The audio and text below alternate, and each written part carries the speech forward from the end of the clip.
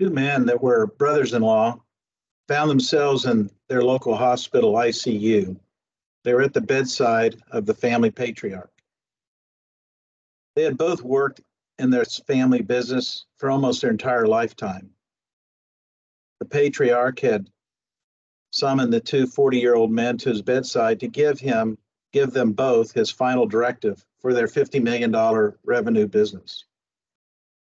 He told them that they would each receive exactly 50% of the business. The middle-aged men were surprised, happy, and sad all at the same moment, as they had later explained to me. But next, the patriarch told the men that he fully expected the two brothers-in-law to bankrupt the company by the end of the year. Now, they felt depressed and stuck. Hello, my name is Rob Ferguson, founder of Ferguson Alliance. I'm here with David Schlossberg and Brandy Merrick. All three of us have worked multiple decades in family businesses as executives, shareholders, and board members. My opening story will continue throughout this webinar, and I guess it's a little bit grim thinking about death, and the patriarch did eventually die and left the two boys, the two middle-aged men, with that mantra that they would be bankrupt by the end of the year. I'll tell you the rest of the story. But here at Ferguson Alliance, we're very focused on business and family business life cycles. And there is certainly a troubling trend out there that we've noticed over the last 5 decades, that family businesses' lifespan has been cut just about in half. And so I guess our passion, our desire, our mission is to reverse that trend. We're really glad that you're here today with us. We're going to be talking about the first thing family business owners want to do to be able to build a business that survives for generations and generations. We're going to talk about how family businesses need to commit and learn to strike a balance between what is good for the business and what is good for the family. I hope you enjoy it today. Our roadmap for today is we're going to do a quick review of our prosperity plan.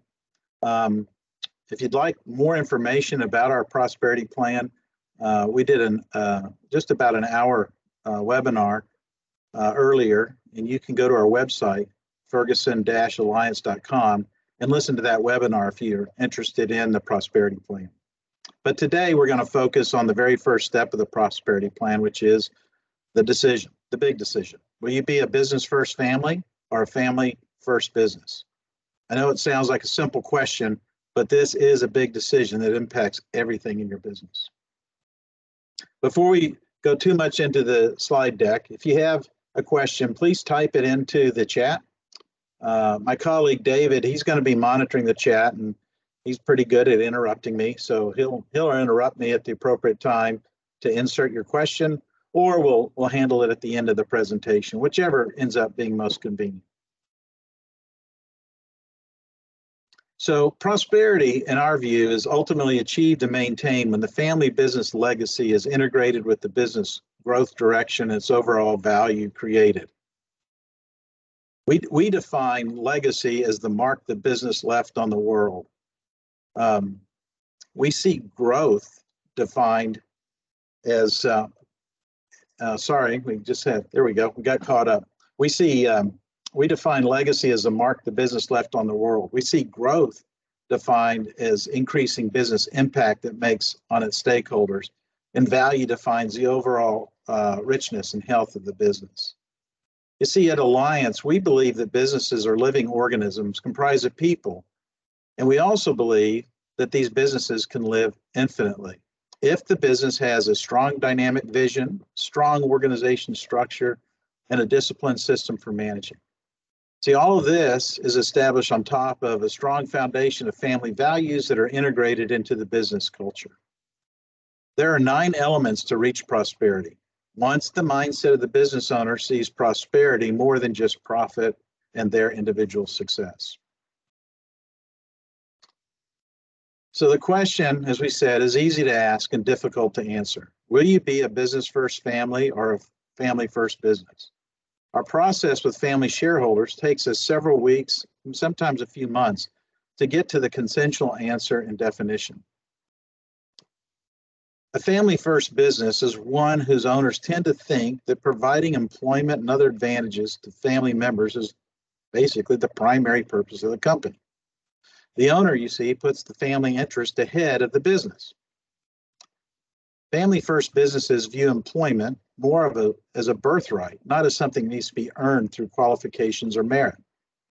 I had a client many years ago that it was the fifth generation. It was a 100-year-old business.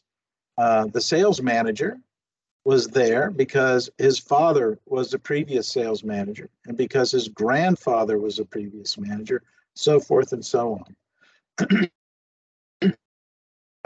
What happens is those individuals, particularly when you get to fourth and fifth generation, they got the seat of sales manager, but maybe they didn't have the qualifications. You see, in a family-first business, having family working together in the business defines success for the owner. And there's nothing wrong with that, but that's just what it is.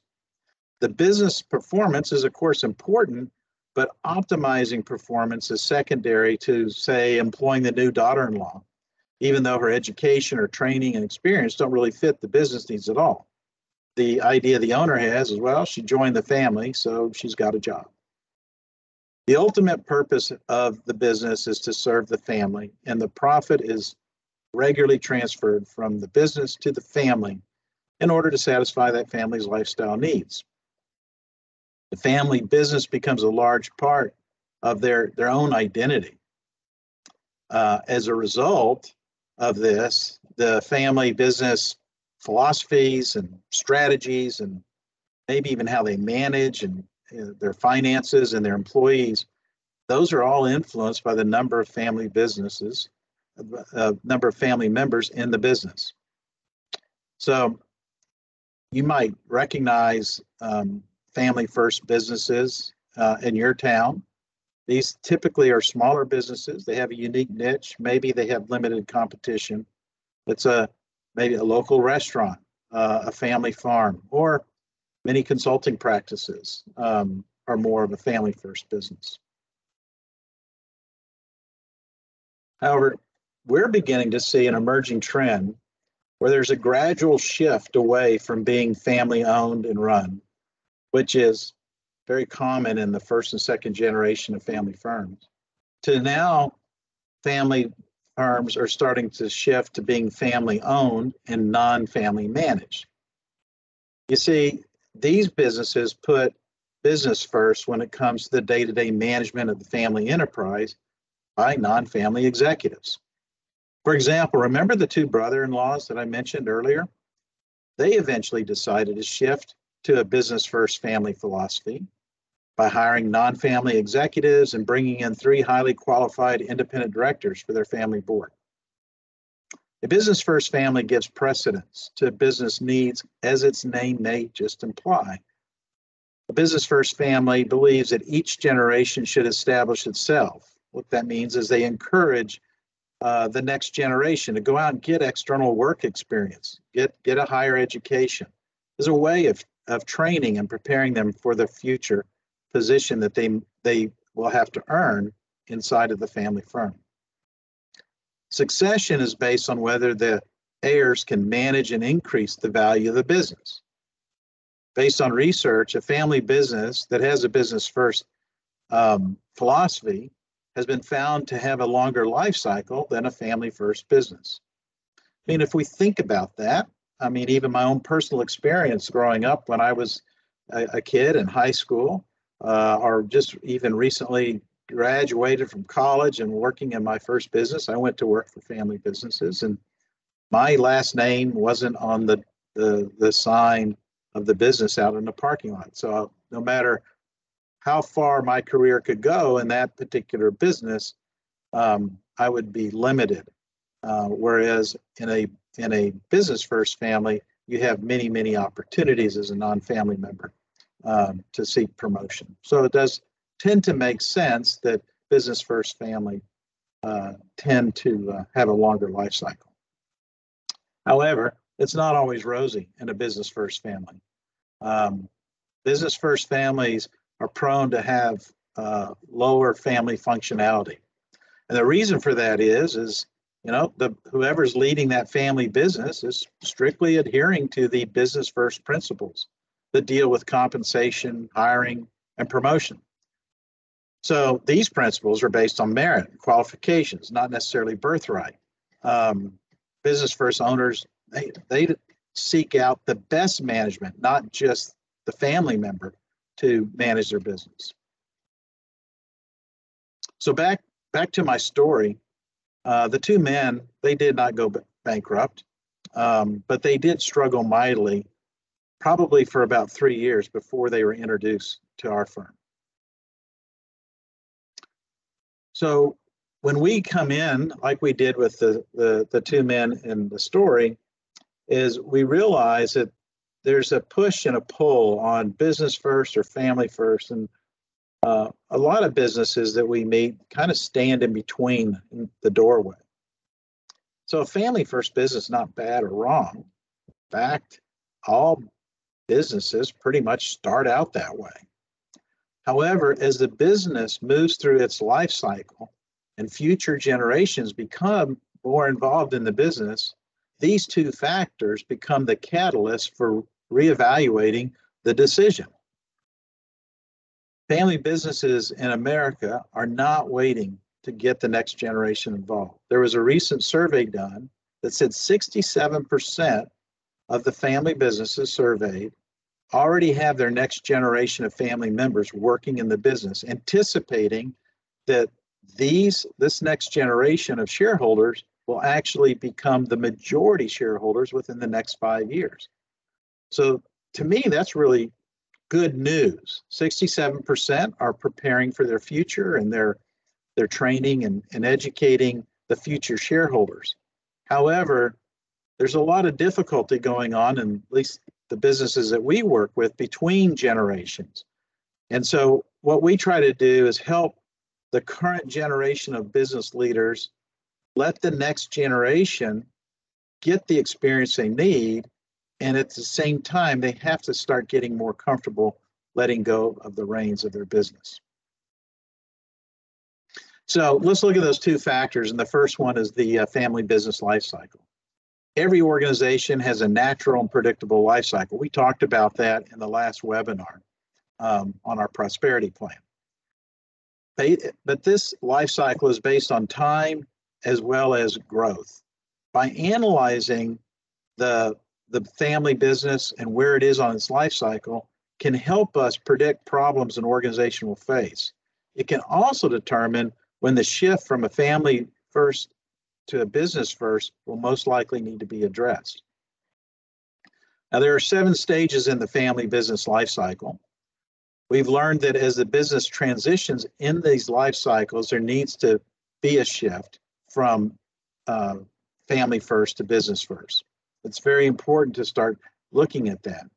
So for example, when you're a startup, you're in the infant stage and you're moving through the youthful stage, this most likely is going to be a family first business. You do need that business to sustain the family income. It's very important. However, as that family business starts reaching the stage of prime, you're having to include more structure into the family business. You have more employees. They're not all family members. And so this is when you start considering the question, at least when we engage with clients. It becomes even more important, though, when the business moves into the middle age or the senior stage. It becomes almost imperative to start beginning to get outside perspectives, put in stronger governance practices, and in order to prevent the downhill slide. So as the demographics of the family business changes from one generation to onboarding the second generation to actually multiple generations, you can see there needs to be a shift from family owned and run, which is common, as we said, in the early stages, to now being family owned and non-family managed, where the family members are involved at the ownership level, and occasionally they're also involved on the board level, but they're not involved in the day-to-day operations of the business. The desire for changing of the guard is becoming evident. 40% of those family businesses surveyed say they want the next generation's increasing involvement in decision making. Family governance practices and tools are helping to shape and reinforce a shared future for their families and learning to get along in the family and in the business. But more on this in future webinars. So what will the leaders and shareholders of the family business decide? Is the profitability of the family business to provide for family needs, or is the profitability used to provide for the business needs? Let's look at some comparisons, and so we can better understand what the differences are. We've already talked about some of these. In a family first business, as we mentioned, you only have family successors, whereas in a business first family, there's qualified successors. On the family side, maybe excessive perks because that's a form of income for the family. Remember, the family's objective is to move as much of the profits into the family as possible. Whereas on the business first side, the family members are filling out expense reports. Compensation is a form of transferring money to the family members. So you may end up having family members in roles that are being paid perhaps 2 times to 5 times more what the market is, as a way to distribute the wealth from the business to the family members. Whereas in a business first family, it's market-based compensation. If you're born into the family, you get a job. Or if you marry into the family, you get a job. Whereas in a business first family, you need to have the skills and qualifications. We see a lot of times in family first businesses, there's a huge avoidance of conflict. They don't want to have those tough conversations. Whereas business first families have matured and they've established guidelines on how to have the difficult conversations. We'll get into this a little bit more in a few more slides. So some of the signs we see with businesses that need to shift is the following. There's, when there's a lack of shared vision and direction that's being questioned, that's a pretty good sign. When there's unqualified personnel in key leadership roles, or we're starting to see high turnover in company, low trust and morale, perhaps experiencing circular conversations related to strategy and change.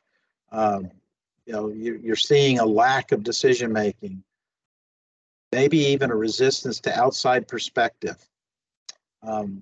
These types of signals tell us that the family really needs to get serious about making a well-informed decision to shift business philosophies. Many times we are called to assist family businesses with strengthening their governance, and sometimes we get called not by the controlling generation, but by the next generation. And this is very tricky because, in my opinion, it's imperative to be inclusive of all generations when we start moving forward on making this decision. But it is imperative that the controlling generation is involved in the process all along the way. You see, that generation can provide the context with the family values and the legacy. They can assist or preparing the next generation to move into leadership roles. The outcome of making the decision ultimately becomes a family constitution, which is a written document crafted and shaped by all family stakeholders. And this will help keep the family together for multiple generations. So our clients always lead the effort. We're just merely the guides in their journey. With our hands-on Socratic approach, coupled with the tools and processes, we can effectively expose the elephant in the room.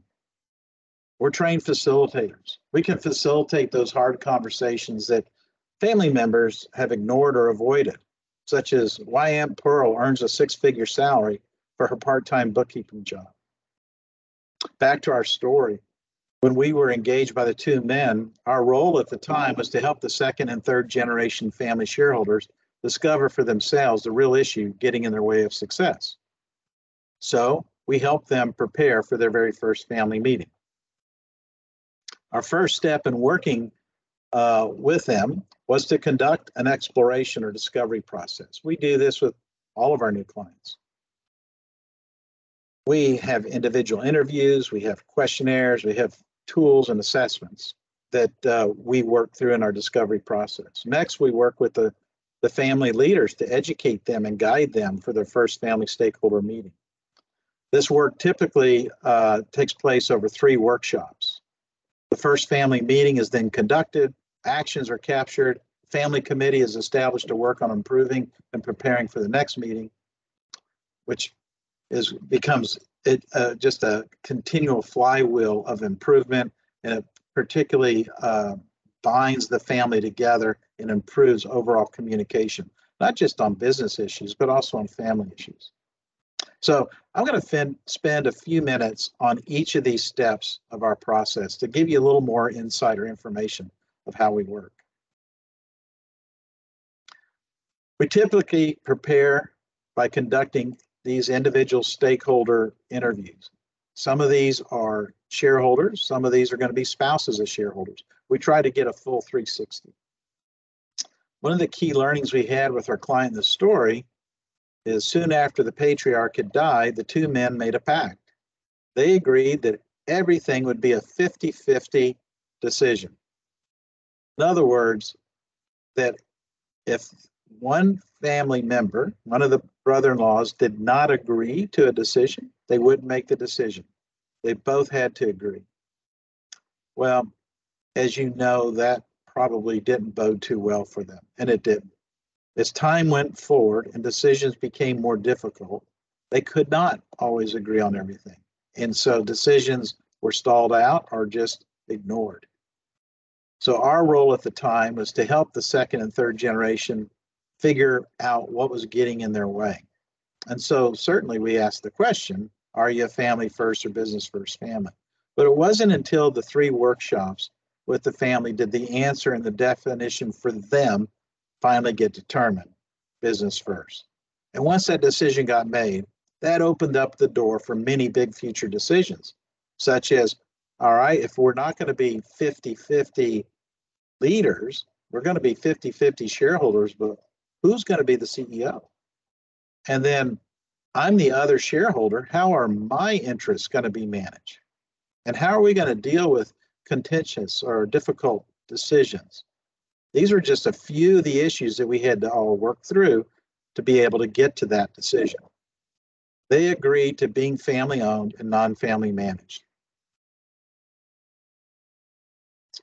So ultimately, the answer came from these 3 workshops, and they're laid out in a manner that's like peeling the onion. You see, we need to peel back the layers of barriers one at a time to expose the real issues, confronting the family and the business, that elephant in the room that we've talked about. The first workshop, its purpose is to make the decision, family first or business first. Getting that philosophy understood and defined, and then getting the family aligned to the important values that they bring to not just their family, but also their business, and how we integrate that into the business culture. Workshop 2 really sets up the structure for implementing this business philosophy. And then workshop 3 kind of wraps it all up with a family constitution, and then we complete the logistics for the first family meeting. Later, as the business grows and expands, it's necessary to add a little more structure.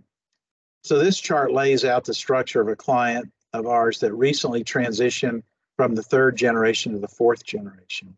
And they needed to put more structure in place. They had more family shareholders. The business was more complex.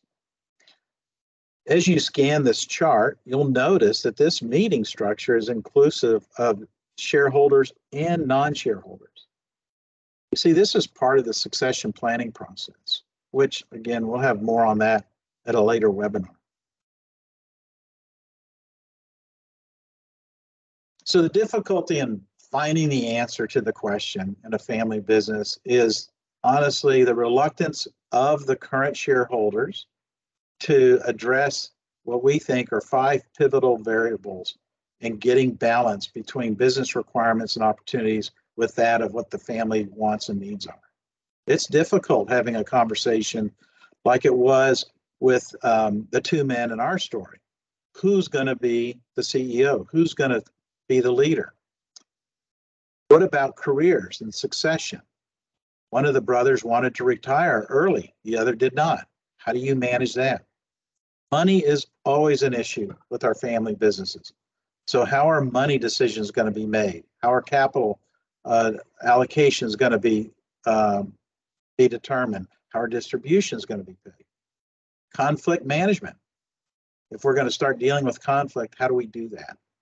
And then certainly, how do we maintain the culture that was important to our family, and how do we maintain that into the business? These are difficult issues to get through, but with a facilitator helping you get through this, you'll be able to get to that family business philosophy. So having this family business philosophy or family constitution, we certainly believe that it's going to provide for better performance. It'll certainly clarify your family expectations and unite the family, and most importantly, build and sustain trust. Trust is imperative.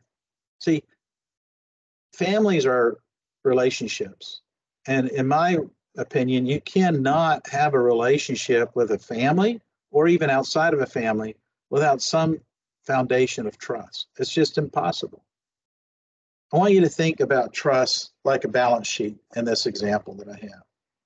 So the left side is your assets that build institutional trust. You know how to address conflict. You have a shared vision.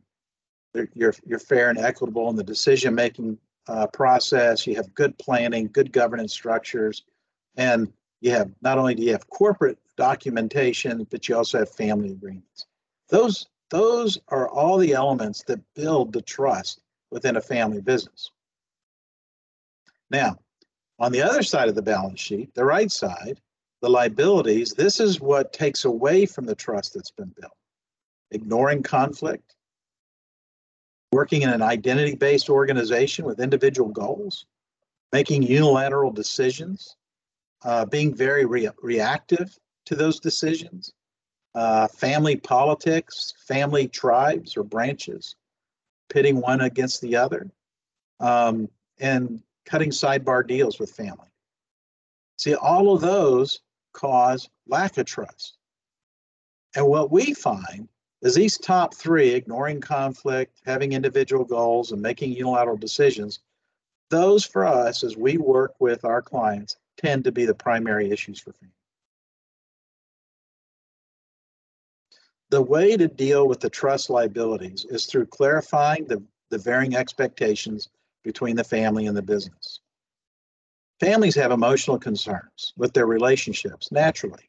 They have specific family needs from the business, just like the two men in my story. Those two men needed some stability, but they didn't know how to get it. They needed help in making decisions, but they thought the only way to make decisions was consensually, 100%. And they learned a better way of doing it. While businesses need to perform, they need to meet customer and employees' demands, they also need to adapt to changing environments. And so what we have to do is we have to align these and get these two systems, the family system and the business system, working together. So once the expectations of the family are understood and of the business are clear, then we can facilitate an alignment process. We do that with the values and strategic thinking, both from the family and from management, having shared dreams and aspirations, and getting all those plans aligned. Once we've gone through this process through our workshops, we then document it really through what we call the family constitution. Now, this is an example of a family constitution. In this one, the first paragraph addresses the business philosophy and the aspirations of the family. It's very clear and succinct. The second paragraph deals with the family members' relationship with management and the business and how they're going to interact with the business. It kind of sets the rules or the guidelines. Now, this next paragraph declares the qualifications for a family member to work in the business. This one really does tend to get management, non-family member management's attention. And then lastly, the final paragraph deals with how the company will be governed.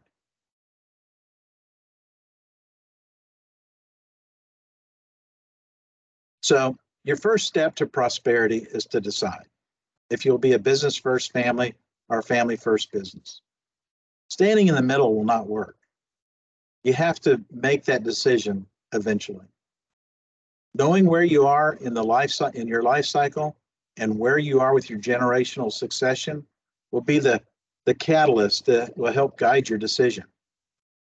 Hiring a facilitator to help you uncover the elephant in the room and have those tough, pivotal conversations to maintain the family harmony while making these tough decisions, in our opinion, is critical. That's very important.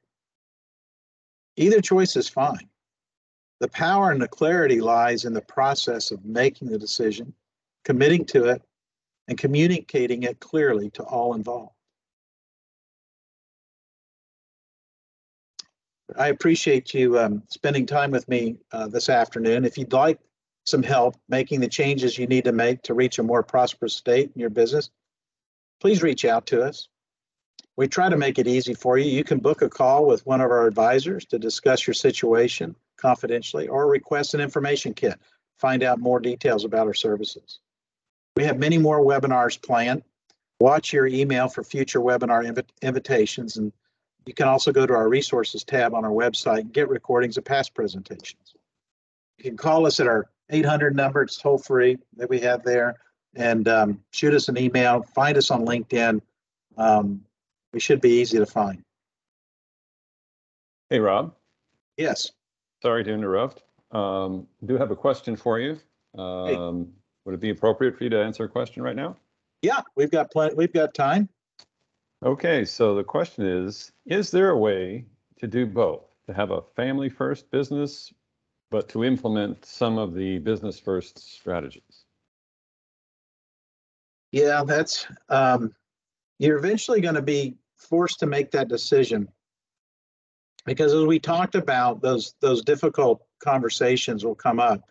So I have seen many successful family first businesses, but eventually they get to a decision point where the family needs comes into great conflict with the business needs.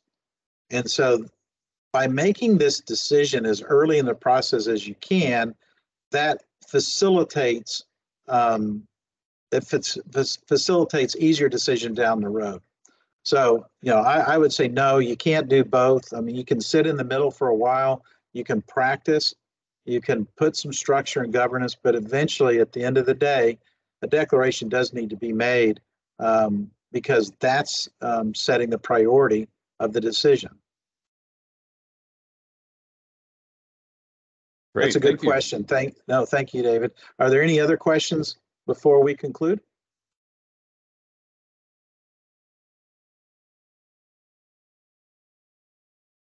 So there's a follow-up to that question. What if you can't get everyone in the family to agree? Well, that's why we end up having to first form a decision-making philosophy. And you probably saw that, and that was one of the key elements in our workshop early on, is how are we going to make decisions? And there's not an unlimited amount of unlimited approaches to decision making. You can make decisions democratically, collaboratively, consensually, democratically. I mean, that's pretty much it. So once the decision making philosophy is struck, and something like this, I never recommend doing it consensually. It'd be great if you could make the decision consensually. But usually what we do is we end up doing it in a collaborative manner, and it's the patriarch, whoever is in control, the generation in control, has the ultimate decision, but certainly collaborates and strives to make it consensually. But eventually, by doing it collaboratively, you still have one decision maker there to set the course for future generations. Great follow-up. Thank you.